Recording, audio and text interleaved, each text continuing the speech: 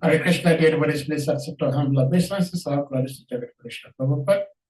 All glories to our revered speaker for today, Her Grace Chiri Shakti Devi. And all glories to the Assembled Vaishnavi devotees. We thank you all for being here, as always, devotees. Today is Tuesday, and it is the 11th day of the 11th month, November 11th, 2025. And it is an honor we have Her Grace Chiri Shakti Devi, who will be sharing with us the Nectarian Srimad Bhagavatam. And we encourage you to witness, to be attentive, because we strongly believe that at the end of our discourse today, we're all going to be very much spiritually nourished, so that we may continue serving Krishna in our own individual small capabilities. So, Mother Chiri Shakti, as usual, thank you so much. We're going to give you the rights, so you may share your screen if you have to. Thank you, Prabhu. Hare Krishna, thank you. Yeah. Hare Krishna, everybody. So nice to be back. So let's start with Mangalacharan. Om Gyantimirandasya Gyananjana Shalakaya Chakshurun Militam Yena Tasmai Shri Guruve Namaha Shri Chaitanya Manobishtam Stapitam Yena Bhutale Swayam Rupa Gadamayam Dadati Swapadantikam Vandeham Shri Guru Shri Yatapadakamalam Shri Guru Vaishnavamscha Shri Rupam Sagrajatam Sahagana Raghunatam Vitam Tam Sajivam Sadvaitam Sarvadutam Parijana Sahitam Krishna Chaitanya Devam Shri Radha Krishna Padhan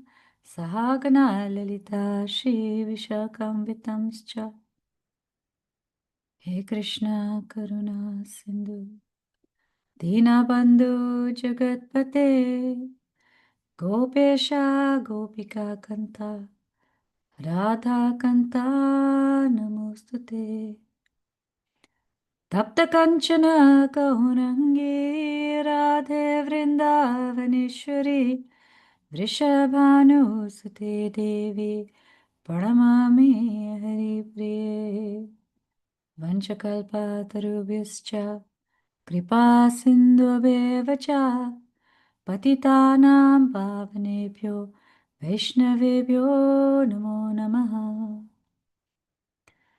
Shri Krishna Chaitanya Prabhu Nityananda Shri Advaita Gadadhar Shivasadi Gaura Bhakta Vrinda Hare Krishna Krishna Krishna Hare Hare Hare Rama Rama Rama Hare Hare. So we're going to be continuing with the third canto, and we are doing chapter 14, verses 15 and 16.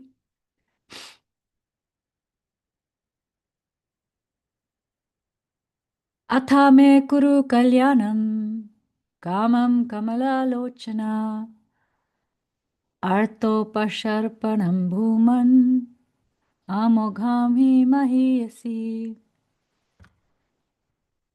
So this is Diti speaking to Kashyapa. O lotus-eyed one, kindly bless me by fulfilling my desire. When someone in distress approaches a great person, his pleas should never go in vain. Purport by Srila Prabhupada, Diti knew well that her request might be rejected because of the untimely situation. But she pleaded that when there is an emergency or a distressful condition, there's no consideration of time or situation. Verse 16.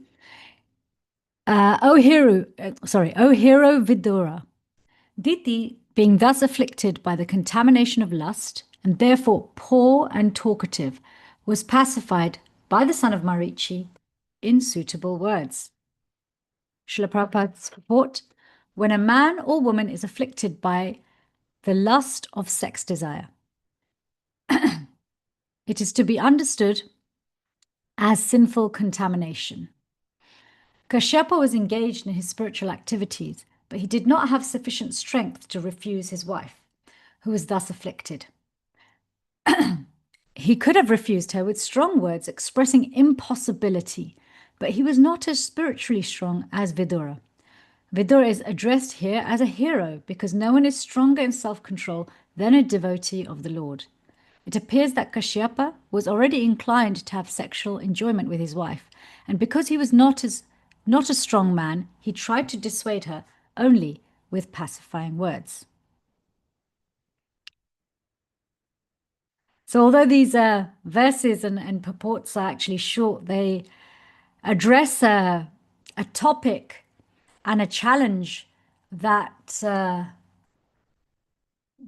every single living entity, no matter what species they are, has to grapple with and has to understand. Why is it that we perform acts which we know will keep us away from Krishna? Right? Arjuna asks the same question in the 3rd chapter, in the 36th verse. He says, why is it that we engage in actions which are sinful, abominable? Sinful means keeps me away from God. Even when I know it's not the right thing to do or best thing to do, even when I don't want to do it, it's as if I'm impelled by some other force. So this is what's happening with Diti. She's also feeling compelled, impelled, even though she knows, she listens, she knows Shastra, she knows her husband's mind. She's been with Kashyapa for a long time. She knows. And he's even explaining to her this is not the right time. She knows this. But it is so overwhelming, this feeling, that even though she knows better, this is exactly the situation Arjuna describes in verse 36 of the 3rd chapter.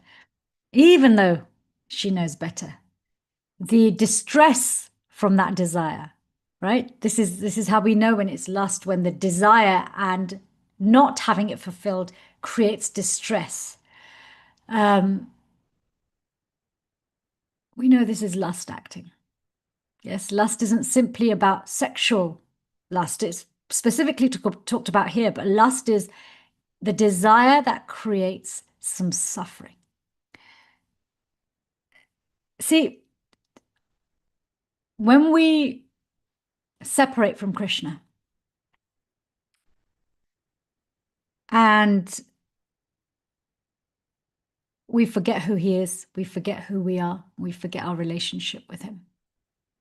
And we adopt these various identities or various getaway cars to get away from him. We start to engage in actions that keep us away from him. So, actions that maintain the false truth of who we think we are in our identity born of forgetfulness of who we are and who Krishna is. But that doesn't mean we stop being who we are. That doesn't mean Krishna stops existing, and it doesn't mean that our relationship with Krishna stops existing. Those 3 things are still existing and will never stop existing. But they get covered. And when things are covered, they become mutated. See, the state of being when we are fully cognizant of who Krishna is, who we are, and our relationship with him, and engaging in that, is exactly what Krishna describes. It's eternal, eternally blissful, okay, full of knowledge. Our life is like that. Our activities are like that. Our real life with him, and he is like that. And so is our actual form. But when this true nature and activity of ours is covered with the cloak of material forgetfulness, or spiritual forgetfulness and material remembrance.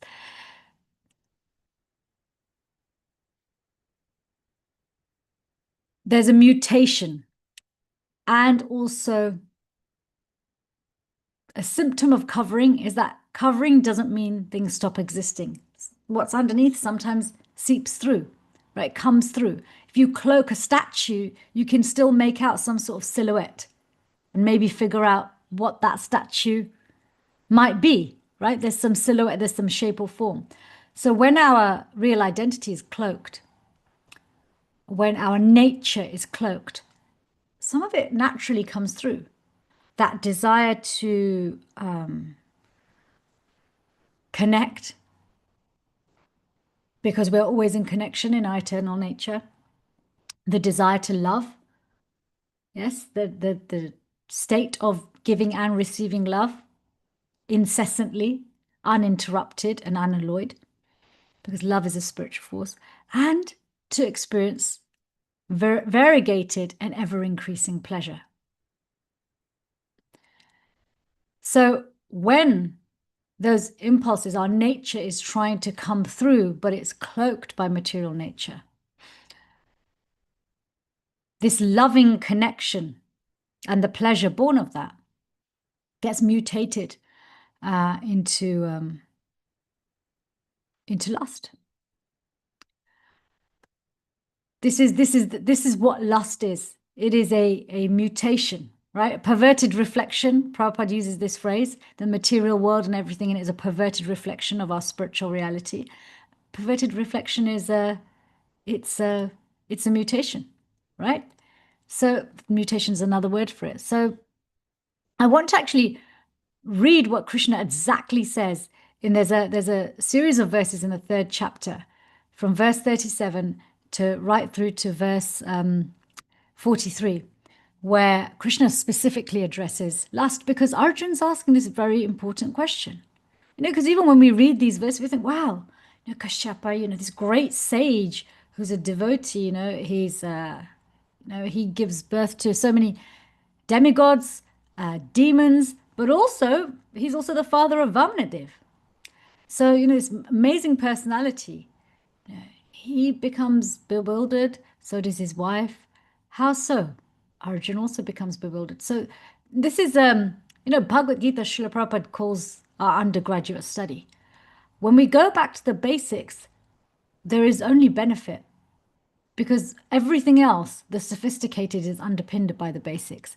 So Krishna explains to Arjuna, he says, what is it? What is it that makes me do things that keep me away from you, even if I don't want to do them and I know better? What is it? Krishna very clearly says, it is lust only, Arjun, which is born of contact with the material modes of passion and later transformed into wrath, and which is the all-devouring sinful enemy of this world. As fire is covered by smoke, as a mirror is covered by dust, or as the embryo is covered by the womb, similarly, the living entity is covered by different degrees of this lust. Thus, a man's pure consciousness is covered by his eternal enemy in the form of lust, which is never satisfied and which burns like fire. The senses, the mind, and the intelligence are the sitting places of this lust, which veils the real knowledge of the living entity and bewilders him. Therefore, Arjun, best of the Bharatas, in the very beginning, curb this great symbol of sin, lust, by regulating the senses, and slay this destroyer of knowledge and self-realization. Thus, knowing oneself to be transcendental to material senses, mind, and intelligence, one should control the lower self by the higher self, and thus, by spiritual strength, conquer this insatiable enemy known as lust. Now, this mutation that happens when our desire to connect, love, and experience pleasure, and particularly experience pleasure through connection and love, when that cloak is connected with the different forces in the material world, because the different forces in the material world, so what we call the modes, ignorance, passion, and goodness, they're just different degrees of how separated do I want to be from the truth? how separated, how thick do I want the cloak to be? Ignorance is a very thick cloak. Passion is a little bit thinner, and goodness is thinner still. And then you have pure goodness or Shuddh Sattva, okay? Which is, there is literally no veil. So Prabhupada explains in the purport to verse 37 that when that, and Krishna's explaining this actually in the verse in 37, that so when that desire to connect, this eternal love that we have, is connected with passion, okay, it's transformed into I want, but I want for my pleasure. Okay, I want for my pleasure. And when I want for my pleasure and it's not satisfied, it turns into wrath, which that wrath then, what does it do? As we hear, lust leads to anger, anger leads to, unsatisfied lust leads to more greed, leads to wrath, wrath becomes, bewilders the intelligence, turns into illusion. Okay, and that illusion continues. One, because lust sits in the mind, intelligence, and the senses, and the false ego, all our decisions, they get then rooted, unfortunately, in things that keep us away from Krishna, if that propensity to love and serve continues to react with a mode of passion. Okay, that's why Krishna is so heavy about desire separated from me, desire just to satisfy you, is so entangling, it's so dangerous. Okay, so wrath, again, so when we give in to lust, that is, this is going to give me pleasure. It doesn't matter if it's sex or anything, work born out of lust. So I do my work for my pleasure, money earned out of lust for my pleasure, friendships only out of lust for my pleasure, a job out of lust for my pleasure. So when every aspect of our, whether it's our varna or ashram, is done at what can I get out of this, it makes us, when we're not satisfied, it makes us angry, which pushes us into the mode of ignorance. Okay. And so then the other 6 enemies of the mind, it's just like party time. They all get together, and they just keep us bound. They keep us away. They keep us choked by that cloak of forgetfulness. So Srila Prabhupada explains in this purport that actually we can go another way. When one has a desire, okay, I want pleasure, but they change that desire to, okay, well, how can I please Krishna with this? How can I please Krishna with this? Even if their love's not pure, even if this would be a good thing to do, rather than for me to do that same job, have that same relationship, have that same intimacy, have that same varna, that same ashram, for my pleasure only, let me also do it for Krishna. Because purity and devotional service is moving more from me, right the way through to completely for Krishna. So there's varying degrees, okay? So when we change that, Srila Prabhupada explains that we then move what started off in the mode of passion, we move it to goodness. And through repeatedly engaging in all our decision-making and activities in such a way that we're not just looking at how do I benefit, but actually how will this bring me closer to Krishna, and how can I do this and have an attitude that would be pleasing to Krishna. It then pushes it even further, not just through mode of ignorance, but then it becomes pure goodness. Okay, so Srila Prabhupada, actually, the very last sentence of this purport of verse 37 in the 3rd chapter of the Gita, he says that in the Bhagavad Gita, the Lord induces Arjuna to engage his wrath upon his enemies for the satisfaction of the Lord. Therefore, lust and wrath, when they're employed in Krishna consciousness, become our friends instead of our enemies. Okay, now, Arjuna has specifically done it for Krishna, like 100%, cent per cent. Okay, so it's not so much the desire that is the problem. It is not so much the emotion that is the problem. It's who is it directed to. Okay, there's actually a really powerful verse in the 7th canto, chapter 1, text 31, where it says, "My dear King Yudhishthira, the gopis by their lusty desires Skans by his fear, Shishupal and other kings by envy, the Yadus by their familial relationship with Krishna, you Pandavas by your great affection for Krishna, and we the general devotees by our devotional service have obtained the mercy of Krishna. And we also hear from, when we were discussing chapter 13 of the third canto, how Jay and Vijay were blessed by Krishna that actually you'll never forget me, but it'll be out of anger. So it is, what direction is everything that we do, think, feel, and experience? Which way is it facing? Who's it facing towards? In all of our relationships and all of our activities, who are we facing first? Because, lust is disturbing. Lust is very disturbing. We look at how, Diti's feeling.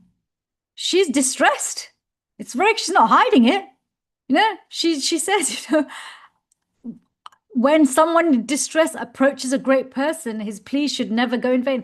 I'm in distress. She's not thinking, wow, I feel really good about this. That experience of lust has made her feel distressed. It's created a hankering, which actually can, as Krishna explains to Arjuna, can never really be satisfied, no matter how many times she engages in whatever it is she's desiring. And we know this. We know this ourselves whenever we want something just for our own satisfaction in the moment. Lust is at the root of all addictions. That's what we have. We just need more and more and more of, and it becomes increasingly frustrating. And so some of the other phrases that are used are, O hero Vidura, Diti thus being afflicted by the contamination of lust and therefore poor and talkative. Poor. This word, poor, is very important. We've got, when we look at this word poor, what do you normally think of when you think of the word poor? If somebody's poor, because when I was reading, I was like, poor and talkative. When we think about poor, we think about, in financial need. But poor actually means deprived, right? Not feeling like having enough. Doesn't matter whether it's money or anything. You can be time poor, you can be beauty poor, you can be love poor. And that's what material existence means. I'm love poor, I'm deprived of love. So let me seek connection through satisfying my senses. And so she's feeling poor, she's feeling deprived. This is the essential underpinning experience of lust, is that we feel I don't have enough and I need more to feel whole, whether that's physical intimacy, more money, more beauty, more fame, some career move, some change in ashram, more clothes. It doesn't matter. Whatever the personal desire is only for my pleasure, there's some sense of I don't have enough, right? I don't have enough. And this is material consciousness. This is part of the five-pronged self-deception that Brahma creates before he creates any living entity, in order to make us forget who we are, forget Krishna, forget our relationship. He has this five-pronged approach of self-deception, okay? Material existence. And one of those things is death. When the unborn and undying has to come under a storyline and a script of death, that something is going to end, something is going to be taken away, nothing ever feels enough. Because your basic psychology, there's a knowing it won't be enough. How can you fill a pot which has got holes at the bottom of it? The sands of time are slipping away. So you see, these verses, don't take them lightly on the surface. Sometimes people get very uncomfortable reading verses where it says, she's afflicted by a sinful desire of lust. Oh, yeah, but hang on, isn't intimacy, we have to, it's part of loving exchanges and this and that. I love my husband or I love my wife and all of this. Krishna never says anything about the act. It's always about the motive. He even says he is sex life according to religious principles. Intimacy can be had without it being born of lust. This is something we forget, and why do we forget it? Because all of our media, all of our storybooks, all of our music, I'm talking about, just regular music and television and whatever, all the intimacy that is shown there is born of the fire of what can I get out of it? You don't get movies and books and songs written about, how can this be a selfless, loving act? Maybe it would be less entertaining. Maybe that's why it's not, it's not made. But what I'm trying to explain is when we read Shastra, we do read about examples where personalities are doing exactly the same thing. Great devotees are coming together to engage in intimacy, to bring life, but they're not doing it because they're compelled by lust. They have affection for each other. They still find the experience pleasurable, but they're doing it as an offering. Yes, so this is the difference. It's the same way Arjun's battle. He was avoiding fighting that battle out of fear. So it wasn't some could say, oh, okay, well, isn't it good he wasn't fighting? But it was out of fear. He wasn't fighting out of fear. He couldn't do his duty out of fear, which is mode of ignorance. And he ended up fighting out of transcendental love. Now, he could have also not fought out of transcendental love if that's what Krishna wanted of him. So it's not the action, it's the motive. So both engaging in intimacy and avoiding intimacy can be acts of devotion or acts of lust. People sometimes avoid intimacy with their partner as an act of lust. Thinking, what? Hang on a minute. We thought, the interactions between a man and woman are the highest expressions or deepest aspect of lust.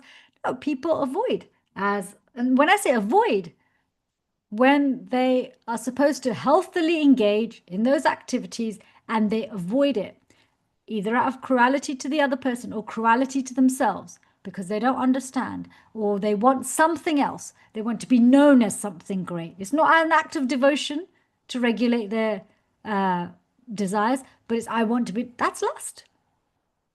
We hear this about the Avanti Brahmin, right? He was known to be, before he became the Avanti Brahmin, he's described in the 11th canto by Krishna as this great, great businessman. But he was so miserly, he wouldn't even satisfy his own senses. So these two verses are actually, the Kashyapa Muni and Diti's situation is really a very telling and real life relatable experience. One that doesn't have to just relate to intimacy, but can be extrapolated with all of our desires. And the solution Krishna gives in the Gita. He also gives he talks about lust. Lust comes up in so many places. Lust is also talked about in a transcendental way in the Chaitanya Charitamrita. It's talked about also in the 7th canto, in the verse that I spoke about, that there's when it's directed towards Krishna, it becomes transcendental. One can become purified of any contamination when it's directed towards Krishna. So again, it's not the feeling, it's not the experience, it's not the action. That's the problem. It's who is it directed to? Who is it for the pleasure of? And, we would all be a lot happier, spiritually and as humans, if, as Krishna says, we are quick to destroy the propensity to do things out of what do I get out of it? What about me? Which is the voice of lust, as quickly as possible, because that is the source of making us miserable here. And actually, it is possible to be happy to a certain extent in this world when engaged in devotional service, as Krishna says. as he explains to Arjun, use your higher self to curb this lower self. And in that way, you can experience human happiness and transcendental happiness. Now, your human happiness is never going to last very long. It's not going to be eternal. It's not going to be that variegated. It will still come with, even the best happiness in this world comes with downs, and the down is going to end at some point, at best, But the transcendental happiness then starts to prevail. So this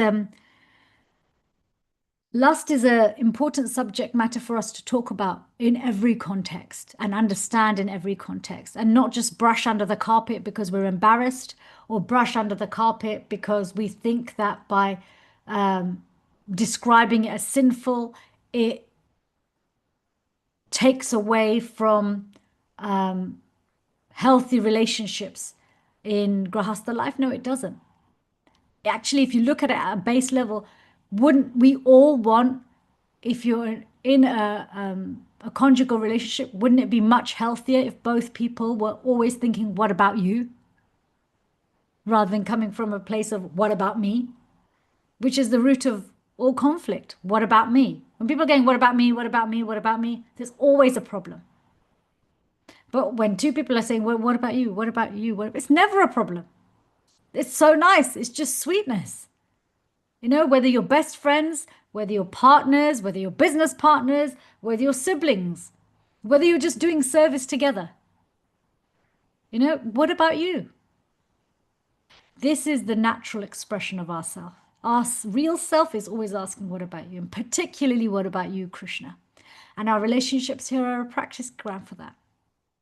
Because when we align this human psychology more with our true nature, then that veil goes from very thick ignorance to slightly thinner passion to even thinner goodness, right? And then to pure goodness. There's a... Oh, where did I go? There I went. This verse, and I know it's not, there's not much said about it, but Prabhupada alludes to this in the purport, and talking about this whole idea of the higher self conquering over the lower self. And he refers to it when he's talking about Vidura. And he says that Vidura is addressed here as a hero because no one is stronger in self-control than a devotee of the Lord. Now, Kashyapa was also a devotee of the Lord. But Vidura, some of you may know, he's the incarnation of Yamaraj. Now, on the pretext of being cursed to be born as a Shudra and live for 100 years as a Shudra, actually, Yamaraj gets to do something as, he's a Mahajan, right? He's one of the 12 Mahajans. He is, his love for Krishna is unalloyed. But as Yamaraj, there's more bad people, more people in this universe who want to stay away from Krishna than go close to him. That's why entities come here. So Yamaraj has a lot to do in terms of, handing out people's reprimands and their new getaway car and, correcting everyone. So he doesn't, as a Mahajan is naturally compelled to do, get to preach so much and actively talk about Krishna so much. So actually this curse that he gets to be Vidura and take birth as a Shudra for 100 years actually is a blessing for him.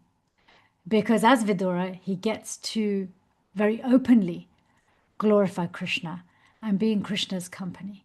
So Yamaraj is one of the Mahajans. And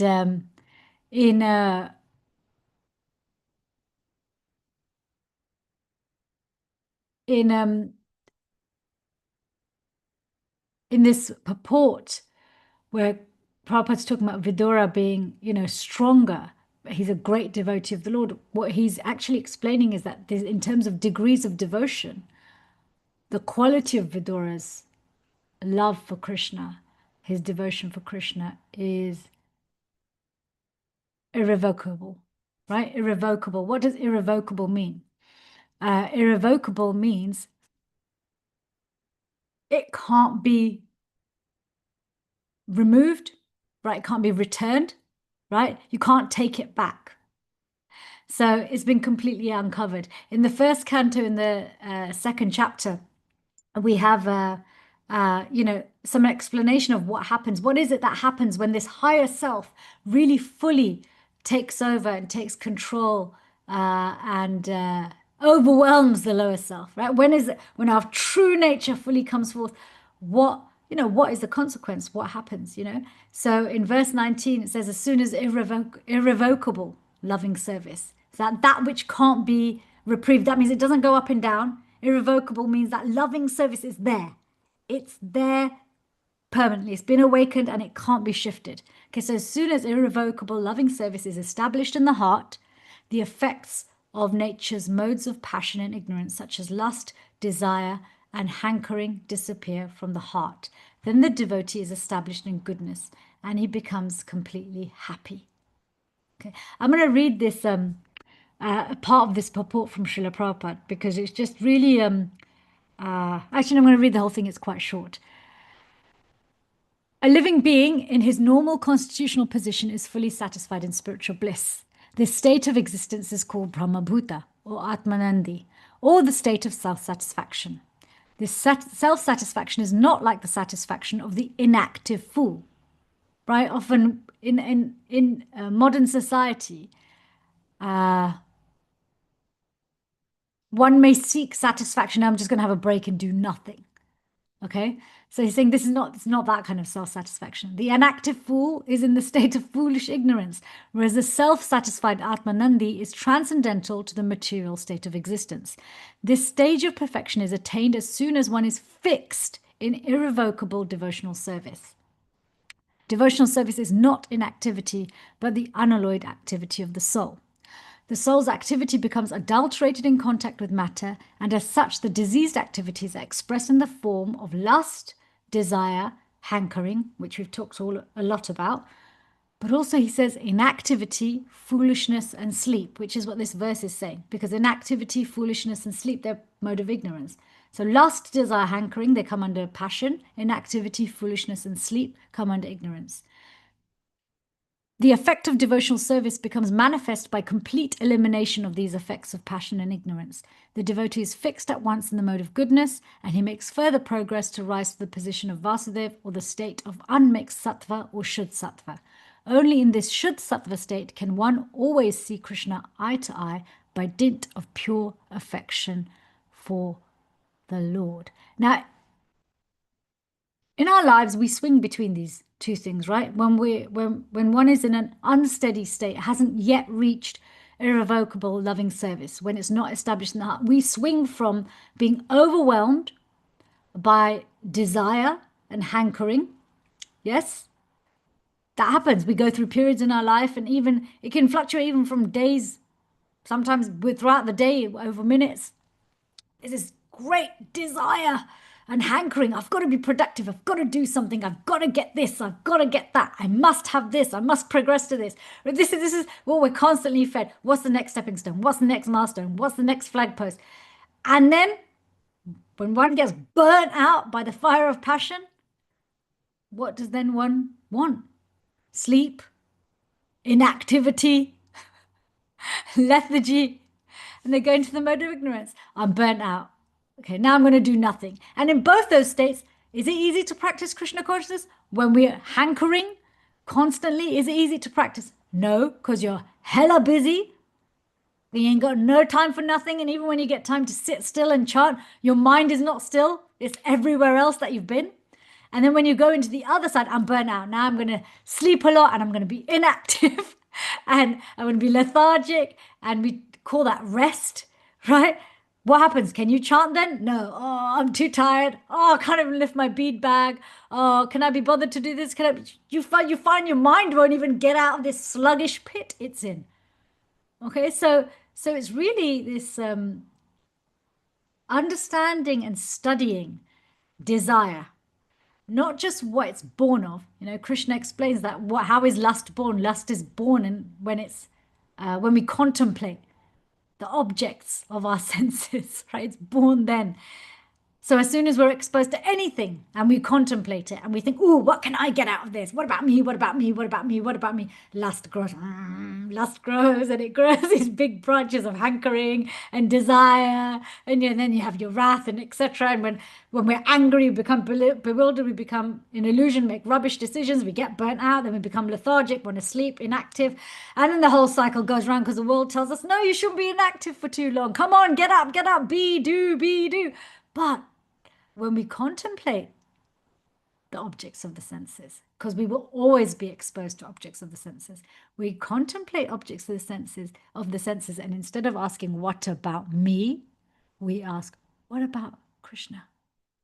How can I use this in Krishna's service? How can I please Krishna with the simplest thing? You walk past a flower garden. Oh, I can offer this flower to the deities, right?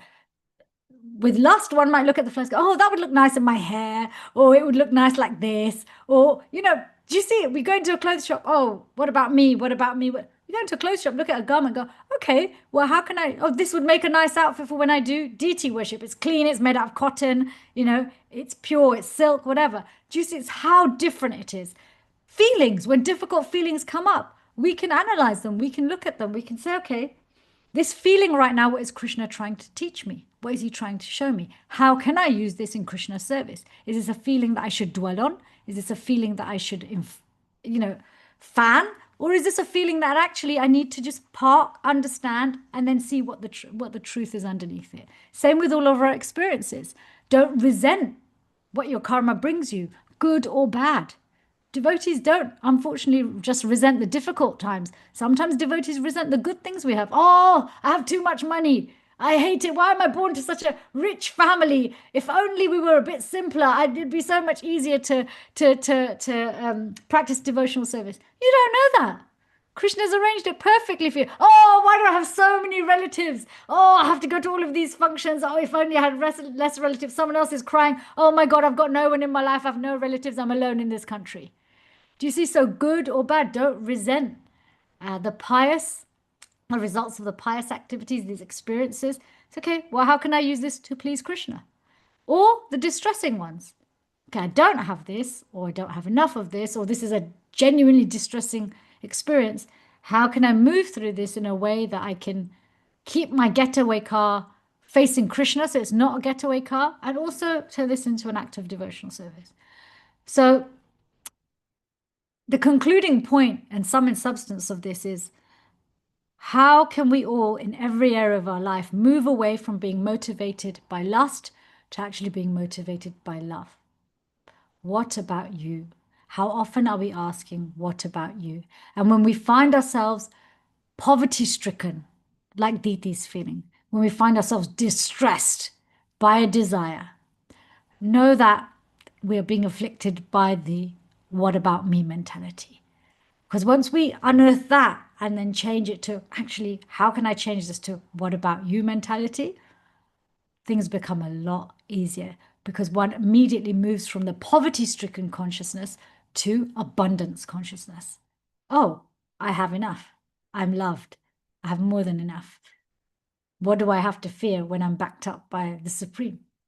Okay, why are my senses agitated? And one can immediately start to calm down. This is how we deal with every addiction. When an addict recognizes what the addictive substance replaces in their life, they get a much better handle on it. So when we find our senses in any situation, doesn't matter if it's physical intimacy or going shopping for groceries, okay, when we find ourselves inflicted with, this is going to give me pleasure, what about me? And we find ourselves distressed, flip it.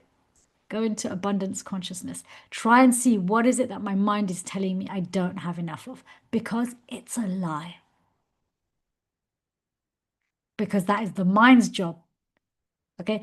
Until the mind becomes our disciple and becomes disciplined, its job is to remind us to forget who we actually are.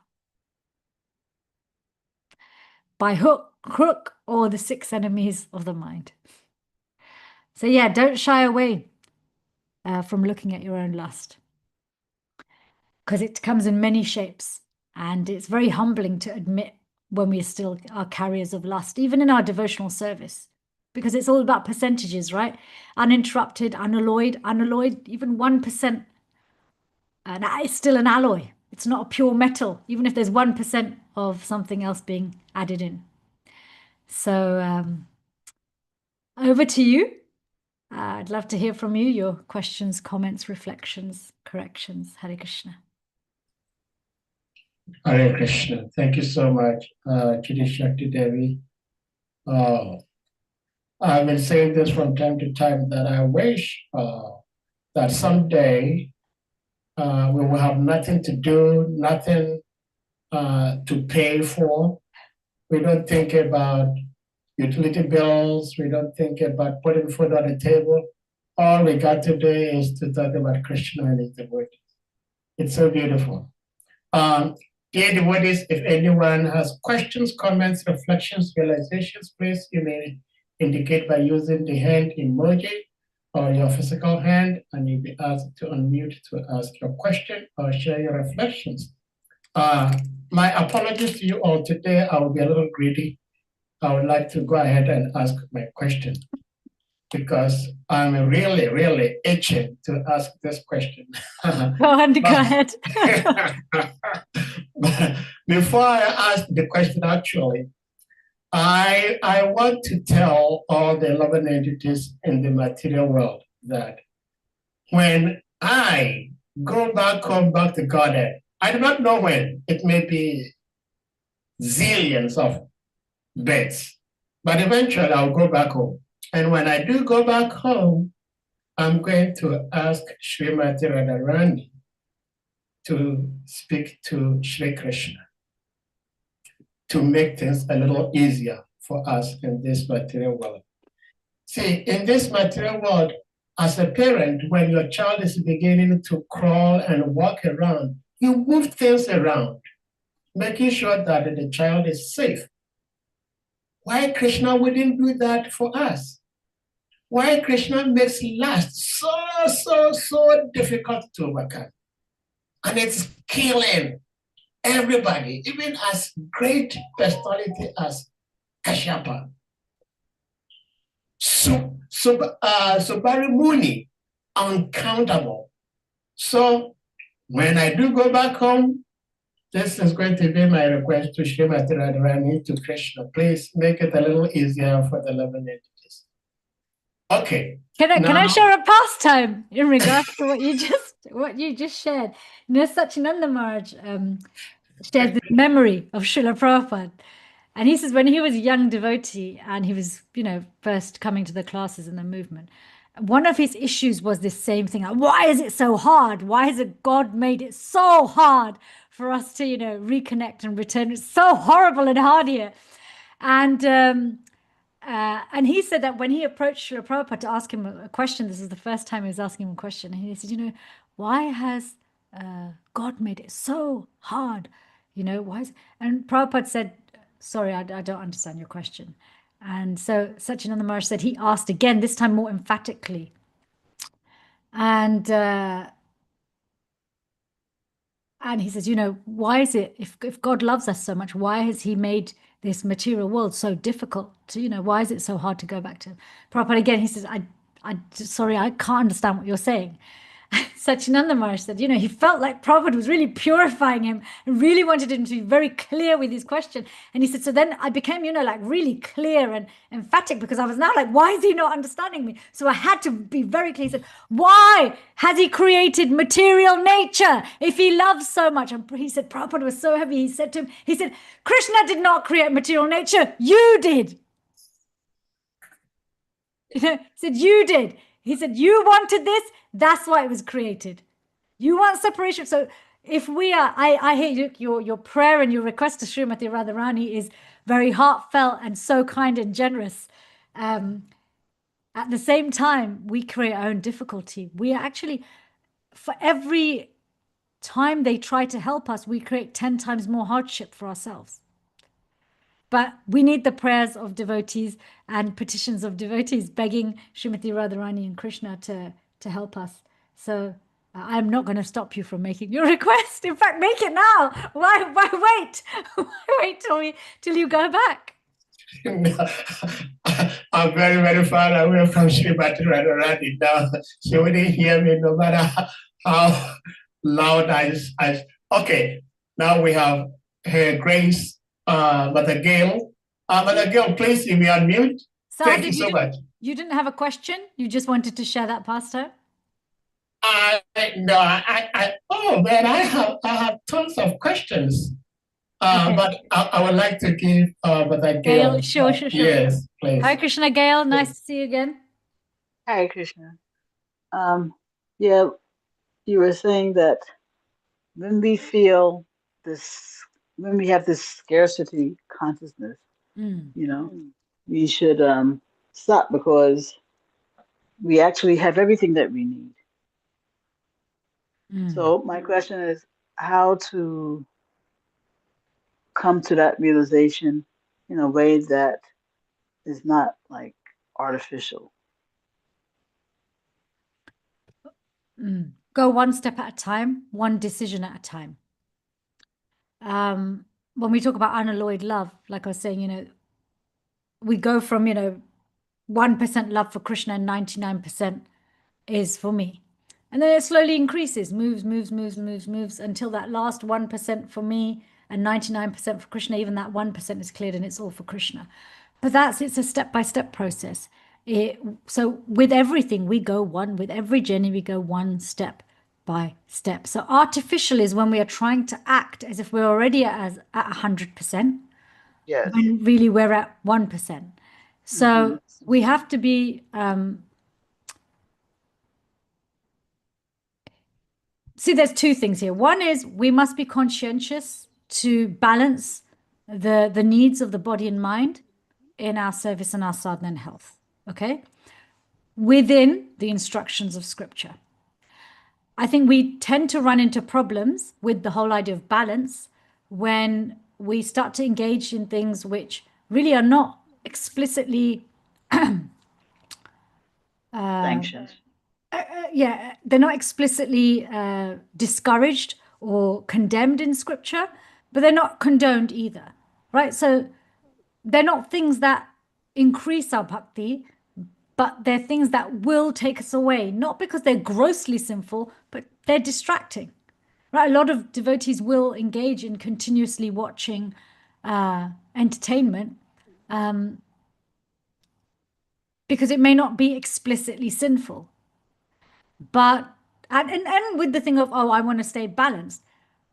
But with that in mind, and this is the nature of media, you look at it, it's addictive, it's consuming, you get consumed by it and it consumes you. So this is just one example of it. So in the pursuit of balance, one can look at, okay, where's the guidance on Shastra with this? And secondly, one can also look at, in the name of balance, have I started to do more for human balance than I would ordinarily do and ended up doing less with my Krishna consciousness? Because remember, the difference between needs and wants is that needs are universal. Wants are relative. Everybody needs to eat, right? That's a need.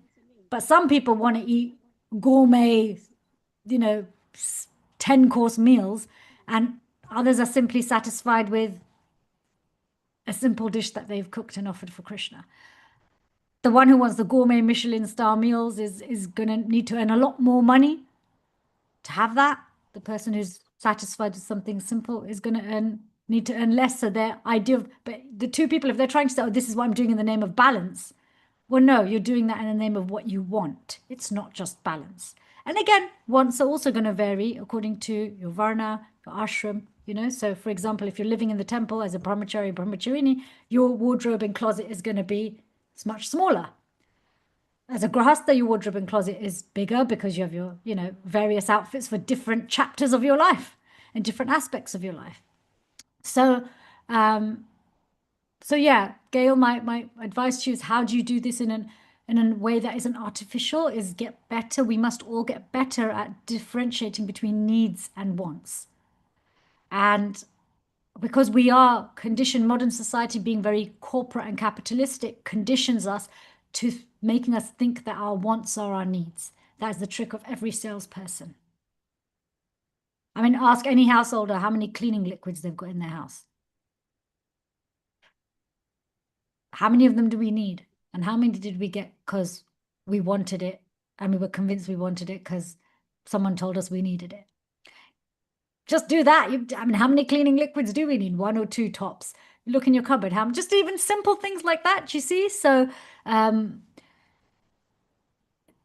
declutter our lives.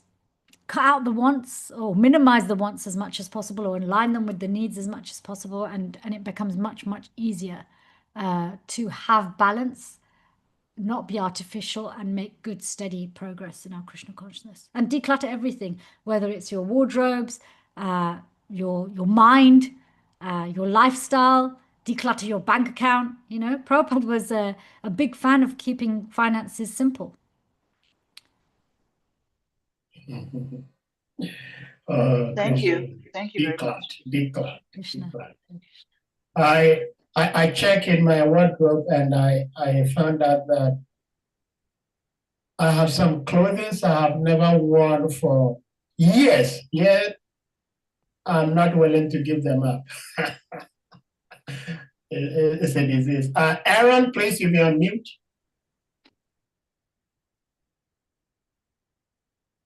Hare Krishna. Hare Krishna. Yeah, can you hear me okay? I've got the Yeah, Yes, Hare Krishna, yes. Aaron, how are you? okay. Yeah, good, thank you. Yeah, I hope you're well too as well. And Thanks. yeah, good to see all the devotees, and thank you for your association. Yeah, I had a reflection, I suppose, the point about scarcity mindset struck tones with me. I was raised in a family that we definitely didn't have much money. Might have been near the poverty line, but in terms of globally, still pretty wealthy in terms of the whole globe. And like never had to actually go hungry. But I was listening to one of your classes earlier actually, and mentioned something about us being told that we don't have enough.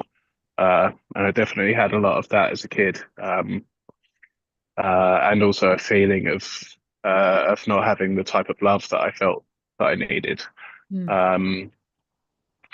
So scarcity mindset is a very strong thing for me, and one that I really struggle to get out of.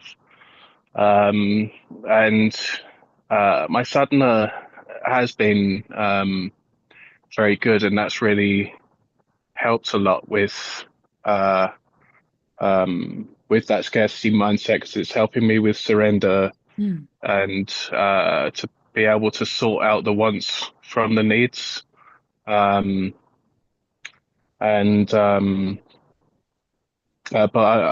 I've just recovered from a bout of flu, which hit me quite hard, and it actually really knocked my sadhana to zero. I stopped chanting completely for about a week, and I knew it was wrong. Like, I shouldn't be stopping chanting regardless. But I was feeling weak, and I in that weakened mind frame, dove back into the stool and was just binging on nonsense YouTube and all that kind of thing. And I'm grateful in a sense for the contrast that was given to me there, because I like predictably went straight into feeling fear about oh God, I'm not working. How am I going to make money to pay rent? And when am I going to get better? And like just really struggling with surrender. Thankfully, that flu's past now, and having that taste of the fear and really noticeable increase of scarcity mindset, I'm back to my sadhana again. But yeah, sorry, it's a bit of a long monologue, but yeah, just a reflection there that I have found that submission to chanting and keeping that the priority in my day. Before I do anything in the day, I chant, and before going to bed, I chant, and making sure that I do that whether I feel like it or not. Although or trying to maintain that, which gets harder when something like flu hits. Yeah, this helped deepen my faith in that, or to keep me pointed on that, I suppose. Yeah, hope that's okay. No, Yeah, I really thank you. appreciate you. Hare I Krishna. appreciate you sharing that, because, you know, when we get certain physical symptoms, like you said, you very quickly diagnosed you had flu because you had a runny nose, a temperature, you know, cough. So you recognized also then quickly that the symptoms of the disease of forgetfulness of Krishna manifest when we disconnect from the activities that keep us close, like the japa. And sometimes we, unfortunately, have to experience the symptoms of that disease again, be reminded of it, to help us to value what we have, because one can become complacent. It's common and it's part of the journey for every devotee, that when they become complacent and feel like, okay, well, I'm doing all of these things, am I really making any progress? Is it actually doing anything? And then you stop. It's a real blessing when you feel the effect of stopping practicing, because when you feel it, you realize, oh, the medicine was working, let me take it again. Unfortunate is the person who doesn't see that. And you know, there's different reasons why people don't see it straight away. Some people don't see it straight away because maybe their devotion wasn't so strong in the first place. They have quite good karma. They've not seen anything big major happen in their life. And so they just think, oh, see, it didn't really do that much, because they don't know how it's working underneath all of that. On the other hand, some people don't experience it straight away because they've got so many devotional credits. They're actually cruising on what's already in their spiritual bank account. That's also dangerous, because one can then keep up the pretense of being a devotee, or at least outwardly appearing to be a devotee, and even convincing themselves that they're one, because they can maintain, based on pious credits, a socially acceptable standard of devotional service and a socially recognizable standard of devotional service. But that's not pure bhakti, that's not unalloyed. So thank you for sharing that. It's never pleasant when we have to learn the hard way, but it happens less and less frequently and for shorter and shorter periods of time. And then the fluctuations are not so much in the degree to which we practice, but the purity with which we practice. So then the distress and the degree of disease is palpable by the quality of our chanting, not by the absence of it. And the quality of our deity worship, and the quality of our reading, and the quality of our remembrance of Krishna. So we're always going to be reminded by Krishna, because he loves us. So he will remind us, you know, this is what happens when you forget me. I'm just going to remind you. So he loves you. Well, thank you so much, Aaron, for sharing what you just shared with us. And Her Grace Chitty Shakti, thank you so much for That's okay. Sahadev Prabhu, you know, you sent me something. And yeah. do you want that question to be addressed or no? No, I think the person may ask. If the person does not, I'm not sure if the person is in the meeting today, but Okay. this person asked me that question yesterday, which I didn't have an answer. So I said to him that he could ask the question today. But there is a question in the chat room. Yes, I see that from Sadhvi. Sadhvi Devi. Yes. She's asking, may I humbly ask, how can forgetfulness be a choice for one? And she gives the example, for example, Alzheimer's, which is one forgetting everything. Is it a choice? Okay. So there's different layers to memory. We have the memory that is from the brain. Yes. And this memory is biologically mediated. You know, various neurochemistry, parts of the brain are active. So if we think about forgetfulness in that sense, yes, one could argue, yeah, a disease can take away your ability to remember based on executive functioning. But then you have, the mind isn't just biological, there's the metaphysical side. So there's emotional memory, memory of experience. Even with patients with Alzheimer's, when they might not be able to recognize who their relatives are or name them, for example, they have an emotional memory. So one has emotional, metaphysical, or subtle memories like that. And then there is spiritual memory. That's the memory that we have in our supramind. It's part of our supraconsciousness. And that, on one level, we choose to forget that when I know you've mentioned you weren't here at the earlier part of the class, but we choose to do that when we separate from Krishna. So we say, I want to forget. So we're given this cloak, this covering, and Brahma, creates the 5 prongs of self-deception. So that's where it's a choice, which is why our devotional service, our devotional acts are us telling Krishna indirectly, I want to remember you and me and us again. And here's my love offering for that. And then ultimately, you've got Krishna saying that from him comes knowledge, remembrance, and forgetfulness.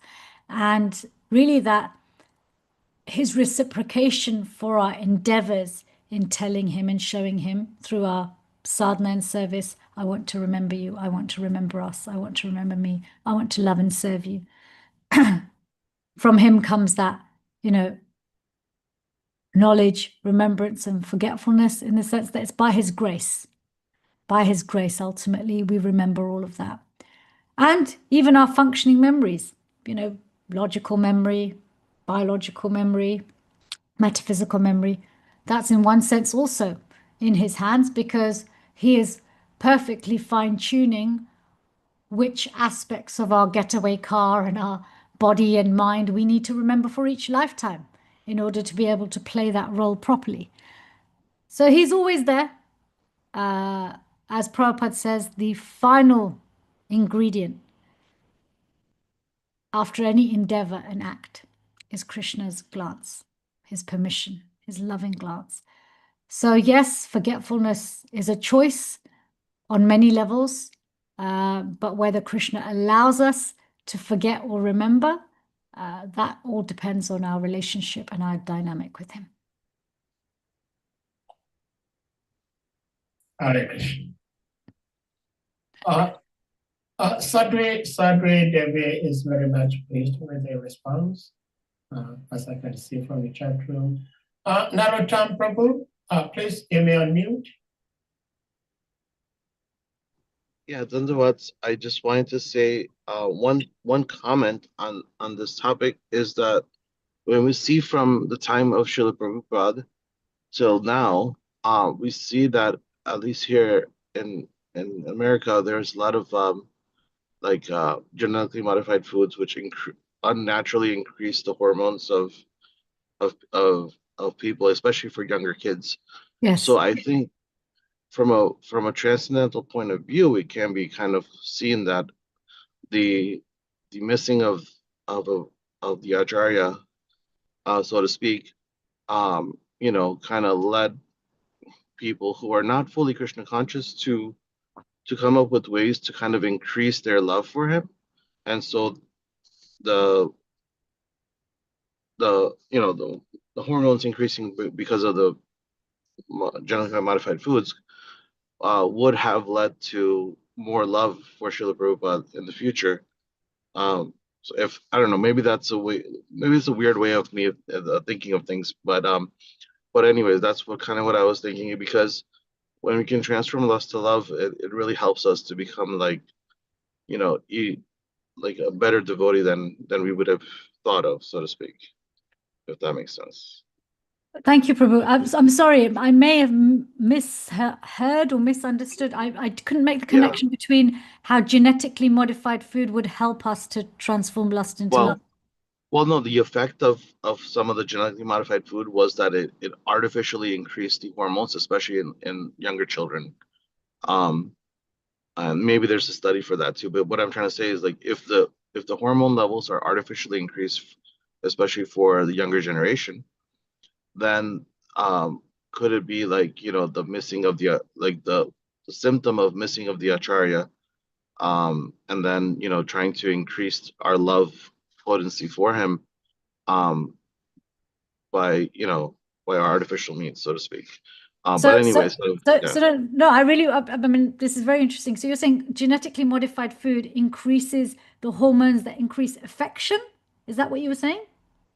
Yeah, so increasing the hormones would lead to increase of affection. Yeah. But and so that might be like sort of like, you know, a great acharya like Srila Prabhupada, who brought the Hare Krishna movement, especially to America and to the world. So the missing of the of acharya is sort of like of how can I say, No, I think I understand what you're saying, that if one biologically is induced to have more loving feelings and they're directed towards the acharya, it can help their service. Is that what you're saying? yeah, or the other fact that if a person is trained in Krishna consciousness from a young age, he or she knows how to control his or her hormones properly, and therefore has more probability of being successful in, you know, in the movement overall. Sure. So yeah. I mean, I hear your point. I guess the counter I have to that, you know, coming at it as a medical professional, is that most genetically modified food is not there to improve feelings of wellness in an individual. It's genetically modified usually to improve the taste of the food or make it cheaper or more easily accessible, or less perishable, just really to align with industrialization. But what I do like about your point is that when human beings have got better health, feel loved and cared for, they are better able to engage with and offer and surrender their various parts of their self, whether it's their mind, their body, their actions, their experiences. But the lifestyle Srila Prabhupada has given us, you know, this simple living, higher thinking, sleeping and eating in a regulated manner, eating not just vegetarian, but food that is offered to Krishna. All of that improves the body and brain and mind's receptivity to nutrition and relationships, but also ability to execute, retain information, learn, study.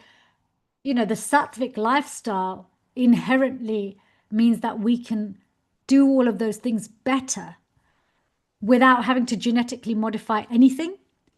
Because, you know, our hormones, actually, we shouldn't be really, for most vast majority of cases, we shouldn't need to, and we shouldn't be artificially ramping them up or reducing them.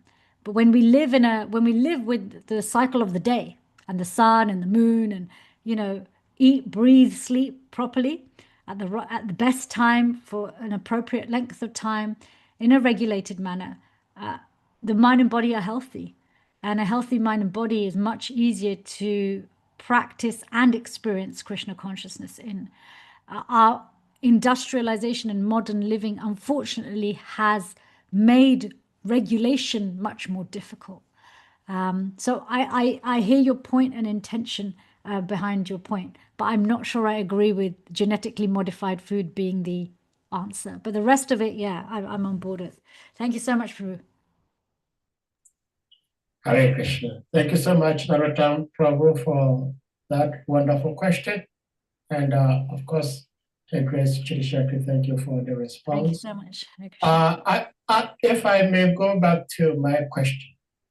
And my question, I'll put this verse on the screen, which you beautifully quoted. That is Srimad Bhagavatam, Canto 7:131, yeah. 131. I've read this before, but since you are here, I would like you to help explain this to me. My dear King Yudhishthira, the gopis, by their lusty desires. I never thought that anybody could describe the gopis to be lusty. But here they are described as such. Kamsa by his fear, Shishupal and other kings by envy, the Yadus by their familiar relationship with Krishna, you Pandavas by your great affection for Krishna, and we, the general devotees, by our devotional service, have obtained the mercy of Krishna. In other words, no matter what quality or no matter what state of our being, if we approach Krishna, there is a possibility that we may obtain his mercy. There is a similar quotation from the Bible, which states, this is the Old Testament, Isaiah chapter 1, and I think it's verse 17 or 18. 18. It says, come now and let us reason together, said the Lord. Though your sins be as scarlet, they shall be as white as snow. Though they be red like crimson, they shall be as wool. If ye be willing and obedient, ye shall eat the good of the land. So I'm trying to find out, first, how are the gopis described to have lusty desires? And then two, when we do have these lusty desires, this envy, enmity, all the vices, how do we bring them to Krishna, and then Krishna transforms them to positivity? How does that happen, and what do we need to do to make that happen? Hare Krishna. Hare Krishna. So yeah, there's two questions in this. So I'll take the first one about the gopis. So Bhagavatam, and actually the way Srila Prabhupada translates, so for the vast majority, lust is used to describe this karma, to just gratify one's own senses. Okay, so from a kind of philosophical and theological perspective. Okay, and actually this is elaborated on in the 4th chapter of the Adi Leela as well. If you're kind of, because it really goes into specifically the gopis' love in this, right from the beginning, but from the 4th chapter. And there's a lot there about the gopis' love. And in there, just like in the Bhagavad Gita, it describes that the desire to gratify one's own senses is kam, lust. But the desire to please the senses of Lord Krishna is prema, love. Yes? So and this is what we've been talking about today. This lust is the what about me consciousness. But in this particular verse in the 7th canto, when the word lust is used, it's used to describe physical attraction to Krishna, or sensualist attraction to Krishna, which the gopis have. It's a defining feature of romantic love. It's a defining feature of Madhura Ras, of whether it's marital or non-marital. So in this regard, in this particular verse, it's describing how the gopis have lust for Krishna. At the same time, when we read whether it's the 10th canto of the Bhagavatam and the chapter 29, or whether it's the Adi Leela 4th chapter, it's very clearly described here that the love and lust are very different, and that there isn't even the slightest taint of lust in the gopis' love, because their relationship with Krishna is only for the sake of his enjoyment. At the same time, we hear about, in Krishna's Bhumi pastimes, personalities like Kabja, who is overcome with that sensual attraction towards Krishna. But it is still tinged with some desire for her own pleasure. But that is then very quickly purified by the service she offers to Krishna and Balaram when they come to visit her. Krishna stands on her feet, and then he lifts her chin and he straightens out her hunchback, and she gets a very beautiful form. And then she also is purified of any desire to be satisfied by her, because she performs devotional service for him. I think there's someone else as well, Trivakra, I think. She also experiences the same thing. She's not hunchback, but again, she gets purified by her service. We also hear about this with the gopis for the Rasa Leela. How when Krishna plays his flute, not every single gopi even makes it to the forest. Because as we know, most souls, after they perfect their love, they will take birth in one of Krishna's Bhumi pastimes, and they will purify any last slightly remaining tinge of material desire that's there. And so we hear in the Rasa Leela how, not all the gopis made it to the forest. Some of them left their bodies before they left the house. Some of them were stopped by family. Some of them got lost on the way to the forest. So these are all manifestations of things that needed to be purified out of them. So once they experience that, then actually they then get their pure gopi bhav, and then in the transcendental realm, they experience it fully. So we're talking about different types of lust, and we're talking about different qualities of gopi. So does that make sense?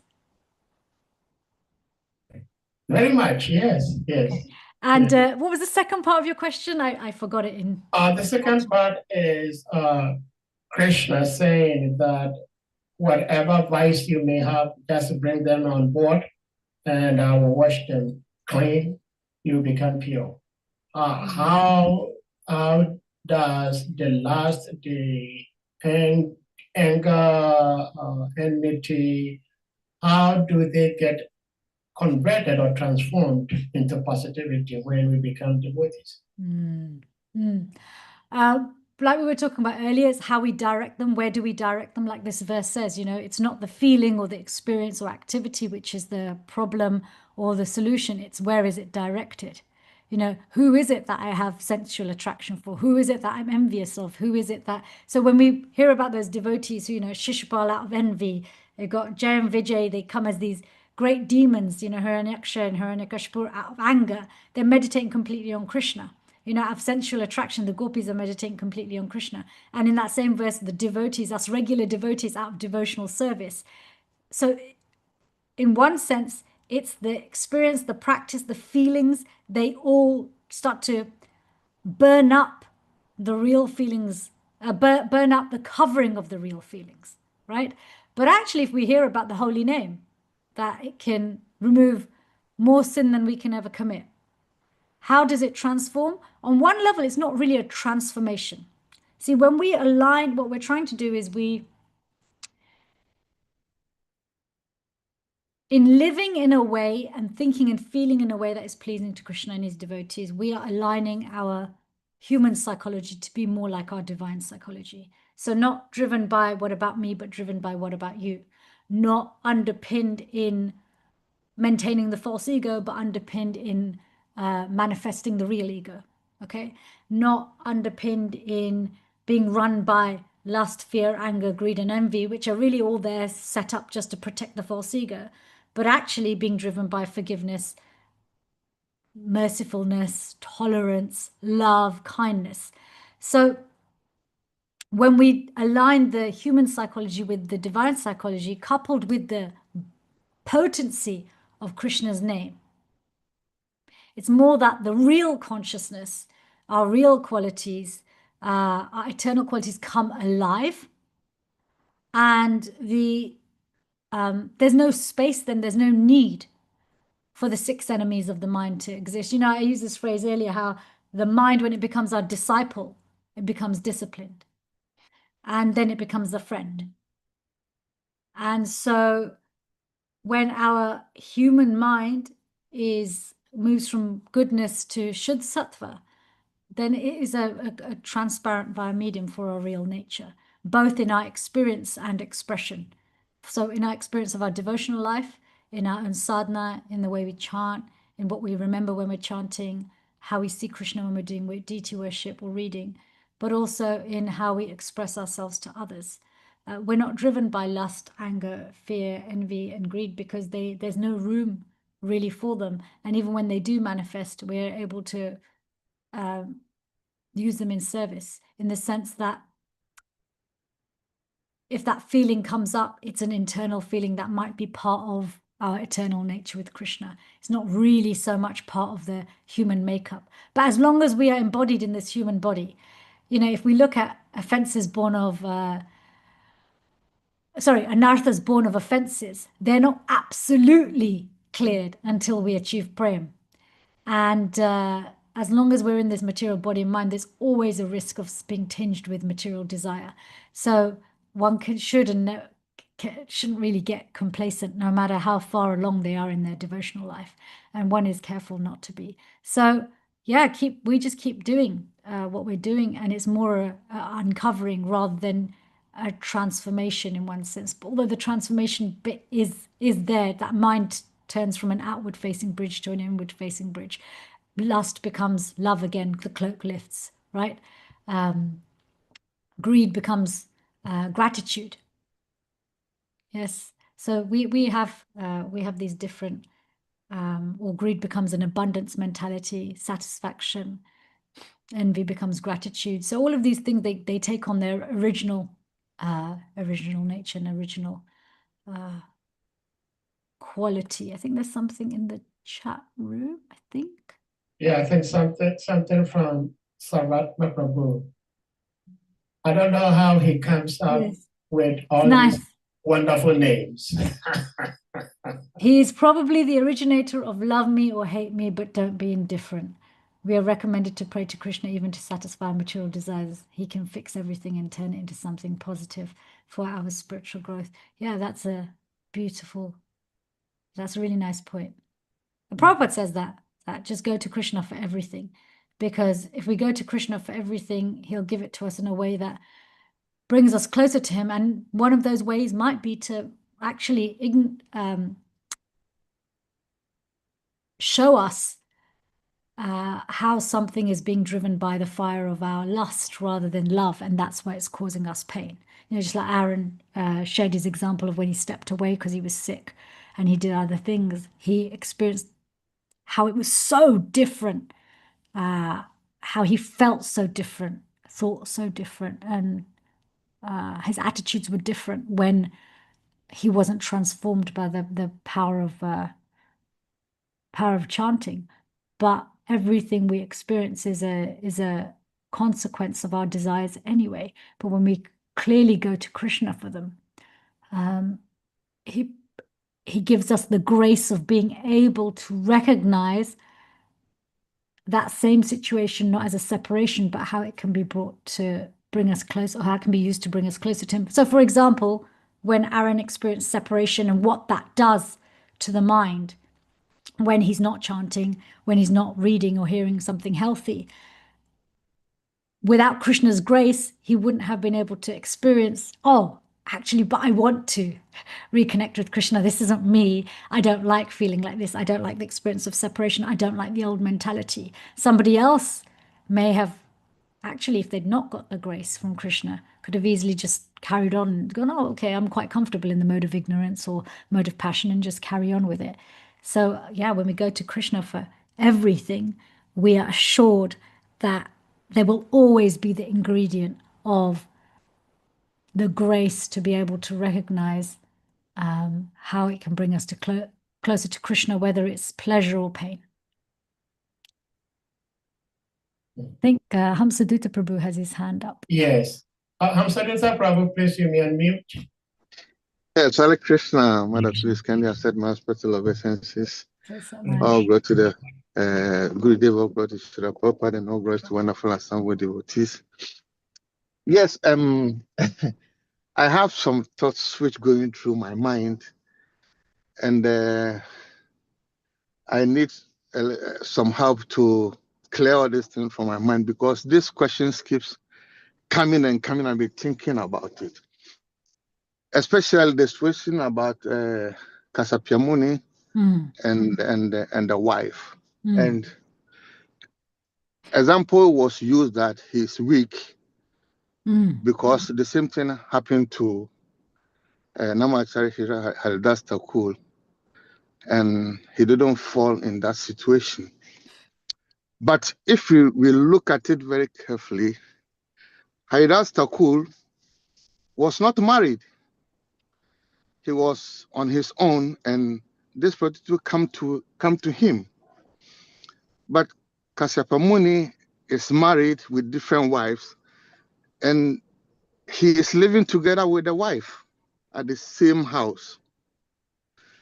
And for instance, if somebody is like drug addict, or somebody is addicted to gambling or whatsoever, to help that person, you have to put it the person in some center or something for rehabilitation.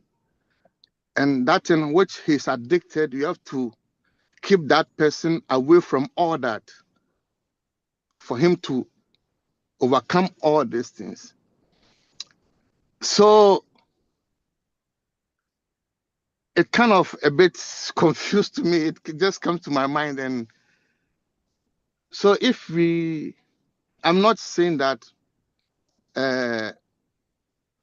I'm not trying to defend anything, but I just want to have a clear mind. But these questions keep coming to my head, and Sure. I want to ask. So if we compare him to Siraj Haldastakul, I think they are not in the same situation. Please, do you understand what I'm trying to say? I do understand exactly what you're trying to say. So, Were you here for the start of the class? Sorry? Were you here for the most of the class, or did you come near the end? Yeah, I come in the middle and I keep jumping in and out because I'm working. Okay, so I did address this point, that sometimes people read this verse and they get disturbed when there's statements made about, because people will often first think of intimacy as lust, right? And this is what it's explicitly being described as. She was afflicted with sinful desire, that desire that keeps you away from God. Okay, and it's left her in this very distressed, poverty-stricken mentality. She feels she's poor, she's talkative. And that's the consequence of lust. This is what lust does to us. It's a hankering that makes us feel depraved. And devotees get disturbed. They almost shut their mind down because they're like, oh, hang on a minute, they're married. Intimacy is part of married life. How is married life supposed to continue without intimacy? But the thing is, it's not the intimacy that's being condemned. What's being condemned is the lust, the what about me? I want satisfying, to a point where I can't even hear that you're telling me this is not the right time to do it. Because intimacy can be engaged with from in the mode of goodness and as an act of devotion, where it's not just what about me and gratify my senses. It's actually, how can this be an offering to Krishna? That act can still be pleasurable.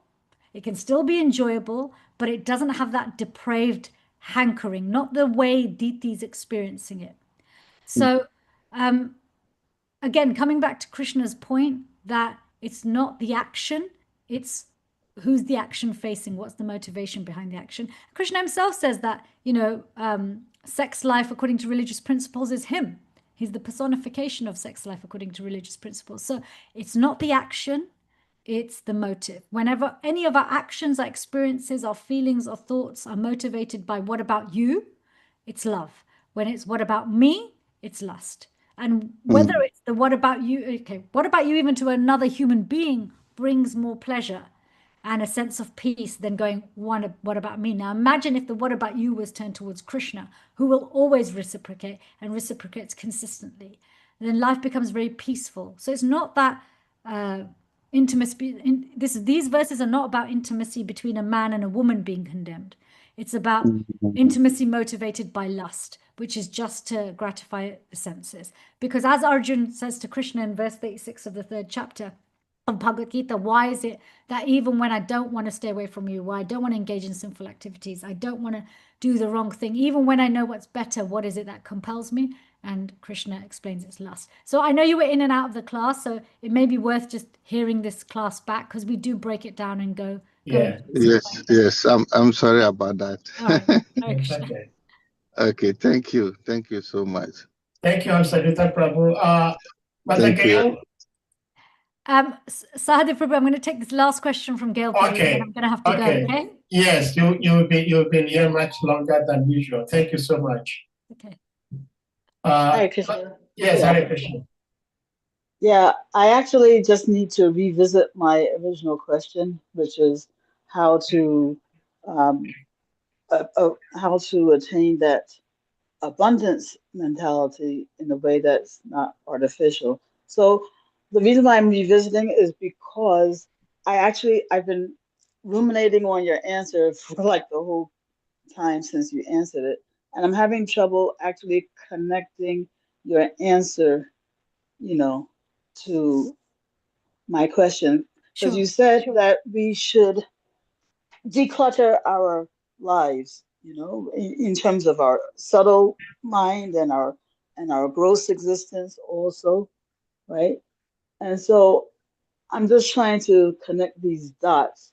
Like if a person is feeling like they don't have enough of whatever, whether it's, food on the table, or it could be, like you said, on a subtle level, it might be they don't feel loved enough, or, anything in between that spectrum. How is it that by trying to keep your life in a way that is, simple living and high thinking, basically, is what it sounded like you were saying. Mm-hmm. How does that help a person to feel like they do have enough? They don't need any more, clothes. They don't need any more love in their life.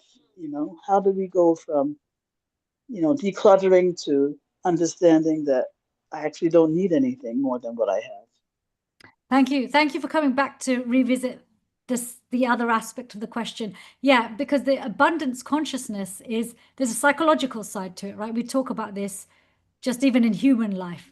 People who are looking to be more progressive as human beings, even if they're not people of faith or religious or spiritual, they will often talk about have abundance consciousness. But they do it because, okay, by having abundance consciousness, I'll attract abundance. But we're trying to come at it, and we are coming at it from a fundamentally transcendental level, one which isn't dependent on time, place, circumstance, or how much you have. It's much deeper than just a psychological mindset. Okay, the psychological mindset is very much, like you were saying, depends on how much we actually do have and what does surround us and the people we talk to. This abundance, this experience of abundance, it is part of our spiritual nature.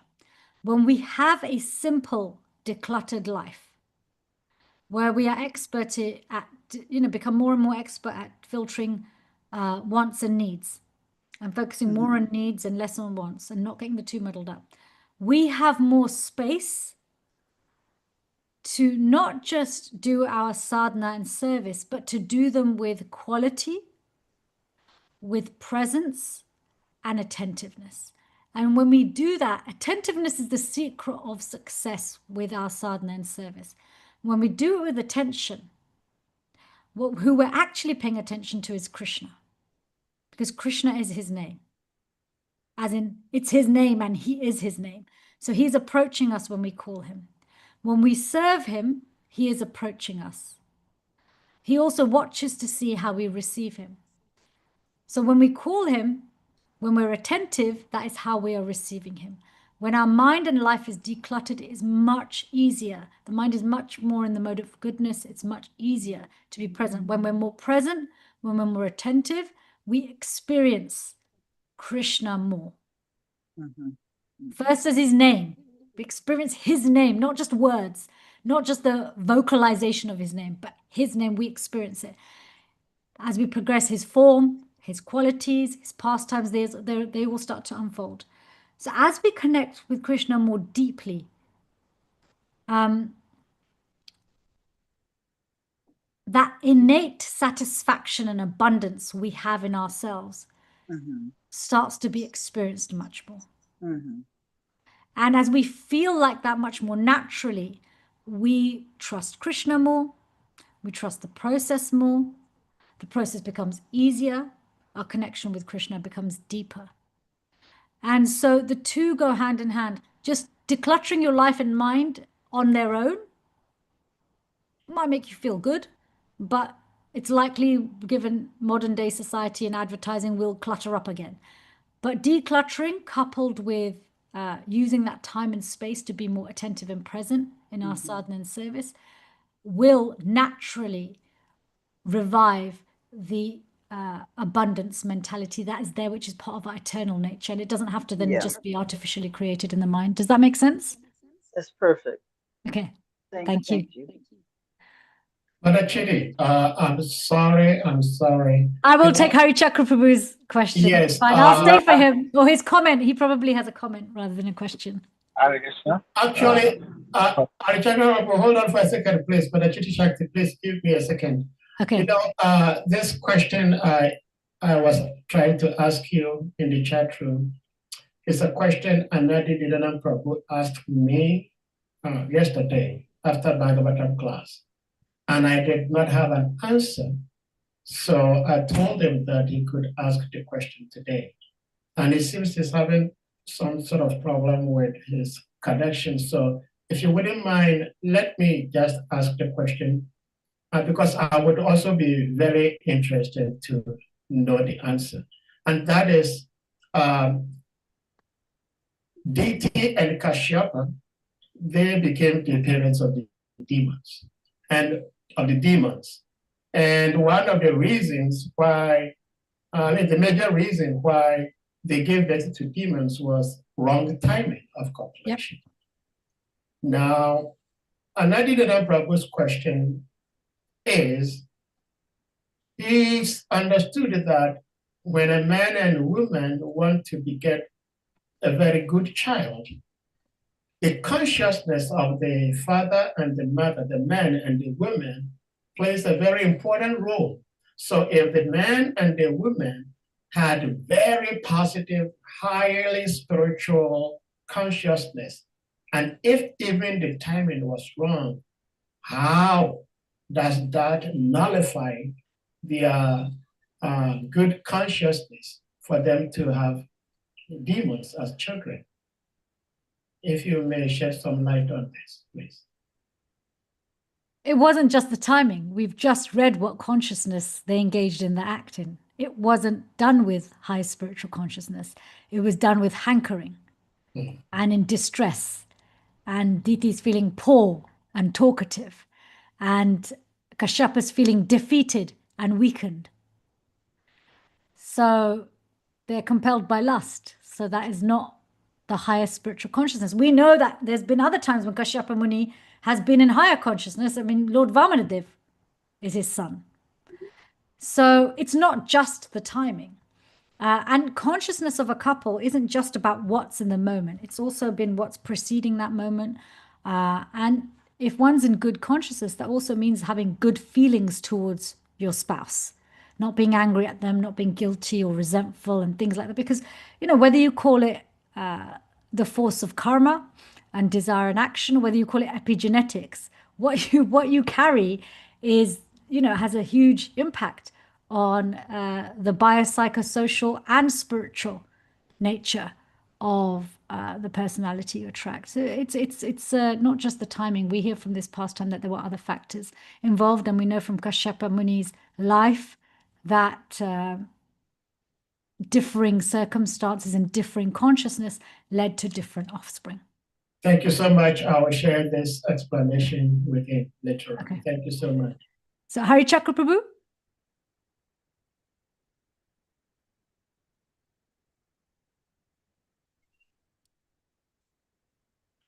We cannot hear you, Hari Chakraprabhu. You're muted, Prabhu.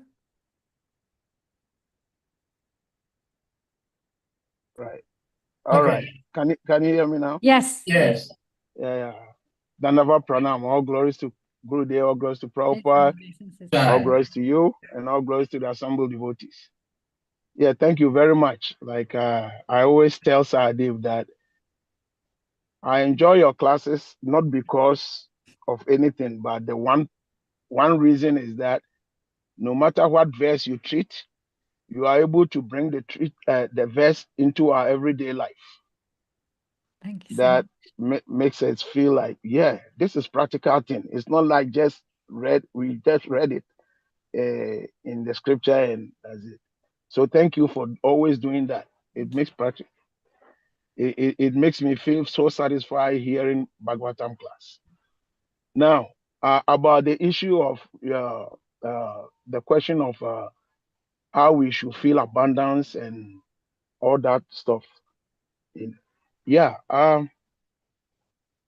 It's so like fulfilling that we realize that most of the time it's our own self, like you were saying, that sometimes our own self makes us feel like as if we are poor, whereas we have things in abundance. And there is a common story that I heard once, and I always mostly use in preaching too. Like this guy who went to the church, and he was very sincere, and he was praying because he was in debt of $100, and he was crying and praying seriously to God that why, God, I've been serving you, why am I in such difficulty? I only need $100. It's not much. So why am I suffering like this? And so after praying, when he came out of the church, there was a young man waiting for him at the entrance of the church. And the young man said, hey, here is $100. Take it. Go and pay your debt and be okay. So the guy received the $100. He was so happy. Then instantly something occurred to him. He realized that this young man was the same man who was also sitting behind him in the church. So maybe he might have heard his prayer, and that's why he has given him $100 to go and pay his debt. Immediately he became morose. All his happiness vanished. And he started thinking that, oh my God, why did I say $100? I should have said 500. Eh? Maybe this guy would have given me 500. So, in conformity with what you just told us, you see, even though he's gotten the $100, all right, instead of becoming very happy, his happiness was just short-lived, simply because he realized that the guy was the person who was sitting behind him, and if he had said $500, then he would have been more happy. So, what you said is most of the time we ourselves, we create our own problems. We forget to see the abundance in our right under our nose, and then we think about different things. So thank you very much. I greatly love that aspect of the analysis that you made, that most of the time the thing will be right under our nose, but we don't even see it, and we are thinking about something else. Thank you. Thank you, Prabhu. Hare Krishna. Thank you for the stories. Stories illustrate things just straight in the face, very clear. I think there was Varaha Prabhu, and then that's it. Then I have to go. Yes. Varaha Prabhu, please, your comment. Yes. Varaha Prabhu, please. Jai. And thank you very much, Mataji, for allowing me.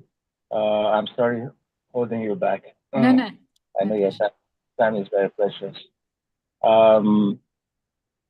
Thank you also for the wonderful rendition. And some of the points you touched are very important points, which devoted.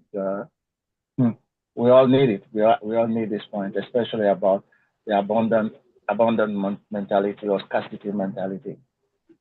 A serious problem, especially for us in the developing countries, most places. But I think Krishna consciousness really gives us a lot to be able to develop abundant mentality, a lot. And unfortunately, most of us, like you said, we are cloaked in such a way that we don't see. We don't really see. For short of time, I may not be able to give some stories, but two stories I would have loved to share. But I'll just quickly remember something. Gurudev came here. Gurudev came to Togo 2003 or 2004 when we just opened the temple. And the conference that the first conference that they gave was on something similar. Something how to overcome poverty or something like that. Long time. So, and Gurudev started giving Prabhupada's story in his explanation. The Prabhupada story. Prabhupada went to America with only $40 or less than $40, then later on, he developed an international organization, full of many things. And then he said, "But why do I talk about Prabhupada? Hey, just look at your temple president here. He just came here. He had nothing. He was alone, and then by Krishna's mercy, he had started this nice center, with no help from the society, nothing. Just came here. Why all of you? Some of you are thinking of poverty. He came here just to serve Krishna, and Krishna has given him all what he needs for this service." So that when I say that, we have a lot of examples in Krishna consciousness to develop abundant mentality. So that's just one example I remembered. But if you would just let me touch the point, the philosophical part of it quickly, that is not being greedy and not being selfish will help us to have abundant mentality. That's very important. Not being greedy and not being selfish. It will help us to develop abundant mentality. That means that whatever we have, we're ready to use that up. Not thinking, I have to keep for tomorrow, it's not enough for me. So, and you see somebody who may be needing that little that you have, and you're thinking, no, it's not enough for me. In that way, you're never going to have abundant mentality. You should be ready. We still be ready to use up whatever we have at all times, for the benefit of everyone. Actually, that is our philosophy. Live for the benefit of others. Live for the good of all. And if we imbibe that philosophy, we practice it, then we're going to see Krishna manifesting more. It's a simple philosophy, but it's very deep, and I've witnessed it all along in my devotional life. So thank you for allowing me to share this. Hare Krishna. Thank you. Thank you, Prabhu. Hare Krishna. Hare Krishna. So, dear devotees, we're going to humbly request you all. Oh, let me see, there is something here. Okay, this is SAKTIDEVI saying 101% thank you. Sadly, thank you so much too. Dear devotees, we're going to humbly request you all to kindly unmute yourselves, and we all, with one heart, one love, chant Hare Krishna Maha Mantra to express our deepest appreciation to our great speaker, Her Grace Chidi Shakti, for sharing her love and wisdom with us all. Jai! Hare Krishna, Hare Krishna, Hare Rama, Hare Rama, Hare Rama, Rama, Hare Hare Rama, Hare Hare. Vanja Kapatari Vyasa, Trima Sindhya Vasa, Krishna Pravanabhyo Vaishnavyo Namo Namo Ananta Namaha. Koti Vaishnava Vrinda ki Jai. All God is Chidi Shakti Devi ki Jai. Jai. All God is Jagat Guru Shri Prabhupada ki Jai. All God is Assembled Vaishnava devotees ki Jai. Jai. Hare Krishna. Hare Krishna. Hare Krishna.